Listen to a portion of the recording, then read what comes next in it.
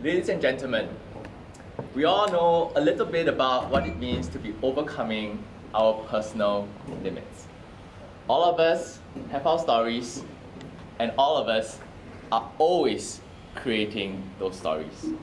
And for tonight, who Hakim was for me, right in here in front of all of us, was someone who has not only overcome his limitations, but he is overcoming his limitations. And I'll get back to that right at the end. But first, I want to congratulate Hakim by sharing with everybody first two things I thought he did really, really well. The first thing was on the organization of his speech. His speech was, in my opinion, particularly organized as such. He opened with an anecdote, with a story of a fatty bomb and his story. And that kind of led us, and you know where I was going to go. And it was going to go into his own story. He may not be losing weight, which, you know, ironically, he isn't exactly the slimmest guy. And you thought maybe he was going to talk about that, but no. He was going to talk about his own story, about losing his non-confidence in speaking.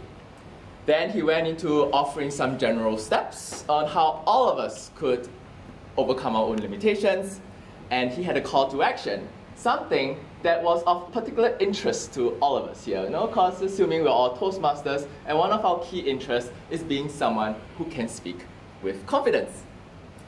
Then he had an analogy of a pencil case and ended with a quotation. So in terms of the organizational structure, it really led from one to the other.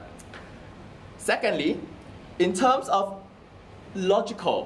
being logical, and in terms of his steps, not only was it reflected in his organization, but particularly the steps that he gave us. 1, making the goal. 2, making the effort. And 3, not letting anyone stop us, was for me particularly effective in having us remember, or at least having me remember, what the 3 steps are, so that I could go ahead and take the call to action, rather than giving me a list of 10 things of what I should or should not do.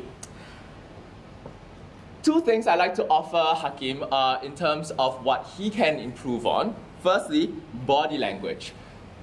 First, he had the body language of the 2 pails, which is great. However, I thought you could improve by actually repeating those body languages, because it was a story about someone who lost his weight and he had to carry his pail and go really, really far.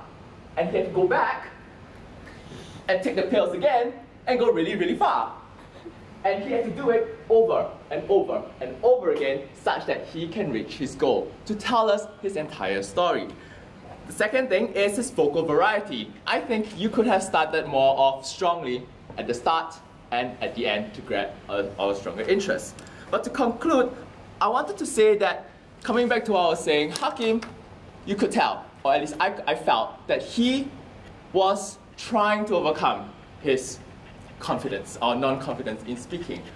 It was up, it was down, and the limitations were there in front of me. He was battling those limitations, and that for me was most persuasive. Thank you very much.